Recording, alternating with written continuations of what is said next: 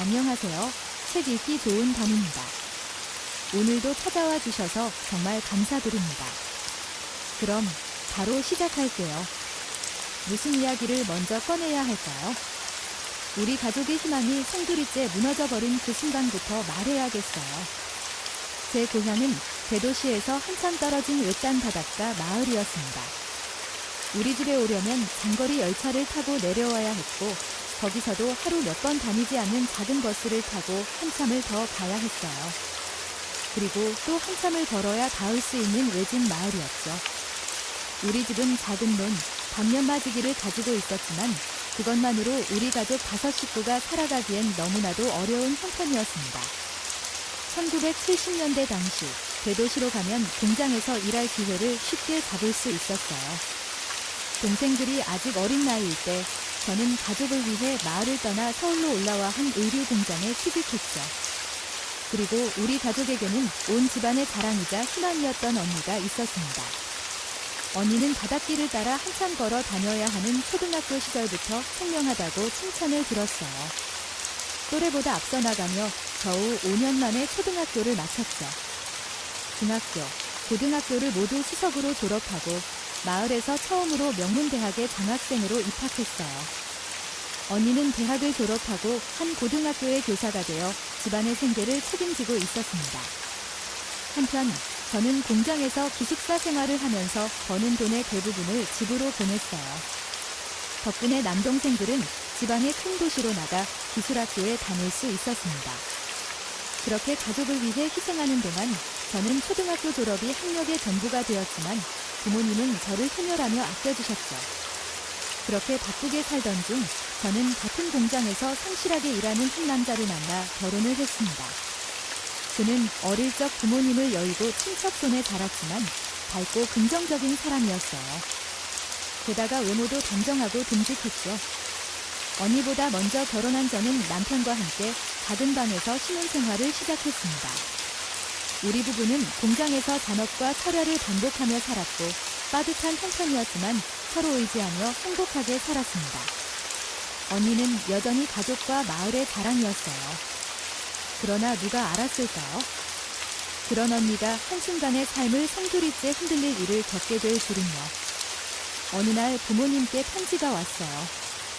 언니가 갑자기 휴직을 했다는 내용이었고 이유도 알 수 없다는 말과 함께 저더러 언니를 찾아가 보라는 간곡한 부탁이 적혀 있었습니다. 저는 걱정되는 마음으로 언니를 찾아갔지만 언니는 아무렇지 않은 듯 몸이 안 좋아서 잠시 쉬는 것뿐이라며 말을 아꼈습니다. 학창 시절부터 병약했던 언니였기에 그럴 수도 있겠다 싶었죠. 저는 여전히 공장에서 일하며 돈을 벌어 가족에게 보냈고 남동생들은 도시에서 직업을 잡고 하나둘 독립해 나갔습니다. 그러던 어느 날 언니에게서 만나자는 연락이 왔어요. 저는 남편에게 이야기하고 연희한테 갔어요. 언니는 예전보다 훨씬 수척해 보였고 얼굴은 부어 푸석푸석했습니다. 그리고 뜬금없이 미안해, 나랑 얘기 좀 하자라고 말했어요. 저는 영문도 모른 채 언니를 따라 언니의 자취방에 들어갔죠. 그런데 방 안에 들어서자마자 숨이 멎는 듯한 충격을 받았습니다. 작은 요람 속에서 이제 막 태어난 아기가 꼼지락거리며 자고 있었던 겁니다. 저는 도무지 무슨 일인지 이해할 수 없었어요. 그런 저를 보며 언니는 울음을 터뜨렸습니다. 눈물 속에서 간신히 정리된 언니의 이야기는 이랬습니다. 언니는 대학원에서 만난 남자와 사랑에 빠졌고 서로 결혼을 약속했어요. 그러나 남자의 집안이 격렬히 반대했습니다. 그는 좋은 가문에서 자랐고 언니처럼 가난한 집안 출신의 여자를 며느리로 맞이할 수 없다는 것이었죠. 그러는 사이 언니는 자신의 몸에 새로운 생명이 자라고 있다는 사실을 알게 되었습니다. 남자는 처음엔 책임을 지겠다고 했지만 결국 집안의 반대에 부딪히자 마음이 흔들리기 시작했어요. 결국 그는 언니를 떠났습니다. 당시 법적으로 아버지의 동의 없이는 아이를 호적에 올릴 수 없었어요. 언니는 사회적으로도 설 자리를 잃어버린 상태였고 절망 속에서 저에게 간절한 부탁을 했습니다. 부탁이야. 내 남편 호적에 올려줘. 부모님께는 말하지 말고 내가 낳은아기로 해줘. 내가 복직하면 양육비를 보낼게. 말도 안 되는 부탁이었지만 언니는 마지막 희망을 걸고 있었습니다. 저는 도저히 결정을 내릴 수 없었지만 결국 남편과 상의했고 남편은 저를 믿고 아이를 받아들이기로 했습니다. 그렇게 우리는 조카를 우리 아들로 키우기 시작했어요. 하지만 그것이 끝이 아니었습니다. 어느 날 공장에서 일하고 있던 저를 작업반장이 급히 불렀습니다. 언니가 병원에 실려갔다는 소식이었어요. 병원에 도착했을 때 의사는 조용히 말했습니다. 환자분께서 치명적인 약을 복용하셨습니다. 유감스럽지만 마음의 준비를 하셔야겠습니다. 언니는 병원에서 사흘을 버틴 끝에 세상을 떠났어요. 숨이 끊어지기 직전 언니는 제 손에 쪽지를 쥐어주었습니다. 그 쪽지에는 한 대학교의 주소와 한 남자의 이름이 적혀 있었습니다. 아이의 생부였죠. 그러나 언니의 죽음 뒤 그 사실을 아는 사람은 저와 남편뿐이었습니다. 부모님조차도 몰랐어요. 그렇게 저는 남편과 함께 키워야 했습니다. 그리고 시간이 얼마나 흘렀을까? 아들은 대학을 졸업하고 좋은 직장을 잡았습니다. 회사에서도 인정받으며 승진했고 어느 날 예에 바르고 단정한 여자를 데려왔어요. 그녀는 아들과 함께 일하는 동료였고 집안도 괜찮아 보였죠. 결혼식이 끝난 후 아들은 예전보다 더 바빠졌습니다.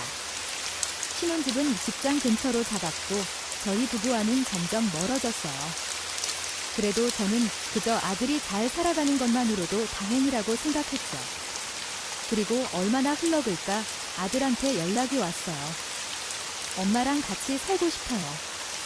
며느리도 허락했어요. 저는 조금 불안했지만 그래도 같이 살면 좋겠다고 생각해서 남편에게 이야기했어요. 그러자 남편이 웃으면 허락해줬어요. 그렇게 아들, 며느리 함께 살기 시작했습니다. 그 후 반년이 지났을 때쯤 아들이 저희 부부에게 여행을 제안했습니다. 엄마, 아빠, 일본 온천 여행 가요. 좋은데 예약했어요. 남편과 저는 깜짝 놀랐지만 아들이 직접 준비했다기에 기쁜 마음으로 따라 나섰습니다. 여권도 챙겨주고 비행기표도 미리 예매해둔 상태였어요. 공항에서부터 신혼부부처럼 다정하게 챙겨주는 모습에 저는 가슴이 뭉클했습니다. 그런데 일본에 도착한 후 이상한 기운이 감돌기 시작했습니다. 숙소에 도착한 첫날 밤 며느리가 은근슬쩍 말을 꺼냈어요. 어머님, 아버님, 일본에 오래 머무르는 거 어떠세요? 여기 공기도 좋고 온천도 많고 연세도 있으신데 조용한 데서 편히 쉬시면 좋잖아요. 저는 웃으며 대답했어요. 그래도 집이 최고지. 며칠 있다가 돌아가야지. 하지만 다음 날 아들과 며느리는 우리를 숙소에 남겨둔 채 외출했고 연락이 닿지 않았어요. 처음엔 여행 일정 때문이라 생각했죠. 그러나 시간이 지나도 오지 않았고 결국 호텔 직원이 다가와 이렇게 말했습니다. 손님들 체크아웃 시간 지났습니다. 그제야 알았습니다. 우리는 여기에 버려졌다는 사실을. 저는 당황해서 아들에게 전화를 걸었지만 신호만 가고 받질 않았습니다. 며느리에게도 며느리 부모님에게도 연락했지만 마찬가지였어요. 우리는 작은 캐리어 2개만 들고 낯선 일본 거리에 서 있었습니다. 돈은 조금 있었지만 앞으로 어떻게 해야 할지 막막했어요. 그때 남편이 제 손을 꼭 잡으며 말했습니다. 이제 우리끼리 살아야겠네. 그 말이 이상하게 가슴 깊이 박혔습니다. 다행히 같은 호텔에 묵던 한국인 여행객이 저희 사정을 듣고 도와주었어요. 그분 덕분에 한국 대사관을 찾아갔고 어렵게 한국으로 돌아올 수 있었습니다. 집으로 돌아왔을 때 왠지 모르게 집조차 낯설게 느껴졌어요. 며칠 전까지만 해도 이 집에서 아들과 따뜻한 밥을 먹으며 웃었는데 이제는 그 웃음이 다 거짓처럼 느껴졌습니다. 그날 밤 저는 결심했어요. 이 집에서 아들 며느리 흔적을 지우기로. 다음 날 저는 도어락 비밀번호를 바꿨죠. 그리고 남편과 함께 아들 부부의 짐을 하나씩 정리해 밖으로 내놨습니다. 며칠 후 아들이 집으로 돌아왔습니다. 엄마, 문이 왜 안 열렸? 인터폰 너머로 당황한 목소리가 들렸습니다. 저는 차분하게 대답했어요. 이제 우리끼리 살아야겠다. 아들이 다급하게 외쳤습니다. 무슨 소리야, 엄마. 우리 얘기 좀 해. 하지만 저는 말없이 창문을 닫았습니다. 그제야 아들은 깨달은 듯 했습니다. 이제 더는 자기가 돌아올 집이 없다는 것을. 아들이 인터폰을 두드리며 소리쳤습니다. 엄마, 이거 뭐야, 장난해. 며느리도 옆에서 소리를 질렀어요. 우리 집 다 어디 갔어요? 지금 당장 문 열어줘요. 하지만 저는 대답하지 않았습니다. 아들은 점점 더 격앙됐습니다. 엄마, 대체 무슨 생각으로 이러는 거야? 우리가 왜 일본에 두고 왔다고 생각해? 그러더니 핸드폰을 꺼내 경찰에 신고하겠다고 협박했어요. 이거 명백한 불법이야. 우리 집인데 마음대로 문 잠가 짐 버려 경찰 부를 거야. 그 순간 남편이 문 앞에서 조용히 말했습니다. 그렇게 생각하면 불러라. 순간 아들과 며느리는 당황한 듯 침묵했습니다. 남편이 말을 이었습니다. 이 집은 우리 집이야. 내가 살던 집이 아니라 우리가 사는 집은 내가 우릴 버렸듯이 이제 우리도 널 버린다. 아들이 씩씩대며 말했습니다. 엄마, 아빠 미쳤어. 겨우 그 정도 일로 이러는 거야. 그러자 제가 처음으로 입을 열었습니다. 겨우 그 정도 일이었어. 아들은 제 목소리를 듣고도 태도를 바꾸지 않았어요. 오히려 더 큰 소리로 화를 냈습니다. 진짜 한심해. 부모가 돼서 자식한테 이러는 게 말이 돼. 며느리도 맞장구 쳤습니다. 우리가 데리고 와준 거잖아요.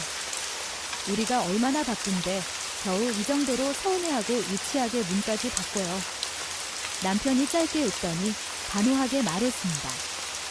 그래, 우린 유치해. 그래서 너희도 필요 없어. 아들은 한참 동안 문 앞에서 욕을 하다가 결국 씩씩대며 돌아섰습니다. 며느리가 마지막으로 한마디 했어요. 이제 후회해도 늦었어요. 우리 두고 봐요. 저는 창문 너머로 그들이 떠나는 모습을 가만히 바라보았습니다. 어쩌면 정말 후회할지도 모릅니다. 하지만 지금은 그저 조용한 밤이 고마울 뿐이었습니다. 그들이 사라진 후 집안에는 오랜만에 고요함이 찾아왔어요. 그날 이후 아들과 연락을 끊었습니다. 며느리도 더 이상 전화를 걸지 않았어요. 그러던 1년이 지난 어느 날 낯선 번호로 전화가 걸려왔습니다. 엄마, 나야. 아들의 목소리는 예전과 달랐습니다. 기운이 없고 힘겨워 보였어요. 엄마, 나 좀 만나줄 수 있어? 남편과 저는 고민했지만 결국 만나기로 했습니다. 커피숍에서 만난 아들은 예전과 달리 초췌한 모습이었습니다. 너, 무슨 일이냐? 제가 조심스레 묻자 아들은 힘없이 웃으며 고개를 떨궜어요. 우리 사업 망했어. 다 날아갔어. 빚만 남았어. 며느리는 이미 떠났다고 했습니다. 돈이 없어진 순간 모든 것이 무너졌다고요. 아들은 눈물을 삼키며 말했습니다. 그때 엄마, 아빠한테 너무 심했어. 미안해. 저는 한참 동안 아무 말도 하지 않았습니다. 남편도 조용히 차를 마셨고요. 그리고 제가 먼저 손을 내밀었습니다. 우리 집에 가자. 아들은 제 손을 붙잡고 어린아이처럼 눈물을 흘렸습니다. 아들은 저희 집에서 다시 생활하기 시작했습니다. 하지만 예전처럼 큰 소리를 치거나 명령하듯 말하지 않았어요. 이제 아들은 집안일을 돕고 부모님이 필요할 때 먼저 나섰습니다. 아침이면 직접 차를 내오고 시장에서 무거운 짐도 거뜬히 들어왔어요. 어느 날 제가 조용히 물었습니다. 넌 요즘 무슨 생각하면서 사니? 아들은 잠시 고민하더니 웃으며 말했습니다. 이제야 알겠어. 엄마, 아빠가 나한테 주려고 했던 게 뭔지. 그는 더 이상 돈이나 성공만을 쫓지 않았습니다. 이제는 가족을 이해하고 함께 살아가는 법을 배우고 있었어요. 엄마, 나도 이제 다시 시작해볼게. 그의 눈빛은 단단했고 표정은 편안해 보였습니다. 이전에 거만하고 차가웠던 아들은 더 이상 없었어요. 어느새 계절이 바뀌고 따뜻한 봄이 찾아왔습니다. 아들과 함께 저녁 식탁에 앉아 있었습니다. 식탁 위에는 김이 모락모락 나는 된장찌개, 갓 지은 밥, 정성껏 만든 반찬들이 놓여 있었습니다. 아들은 수저를 들고 밥을 한 입 먹더니 조용히 말했습니다. 엄마, 이 된장찌개 옛날 맛 그대로네. 나는 웃으며 대답했습니다. 내가 집에서 밥을 먹으니까 다시 해볼 마음이 생기더라. 남편은 아무 말 없이 고개를 끄덕이며 밥을 떠 넣었습니다. 이전처럼 무거운 침묵이 아니라 따뜻하고 편안한 고요함이었습니다. 모두가 함께 둘러앉아 저녁을 먹기 시작했습니다. 식탁 위에는 음식만이 아니라 오랜 시간 쌓였던 오해와 후회, 그리고 새로운 시작을 위한 따뜻한 마음이 있었습니다. 창밖으로 봄바람이 부드럽게 불어왔습니다. 지금까지 책 읽기 좋은 밤이었습니다. 끝까지 함께 해주셔서 정말 감사드려요. 그럼 다시 만나요. 감사합니다.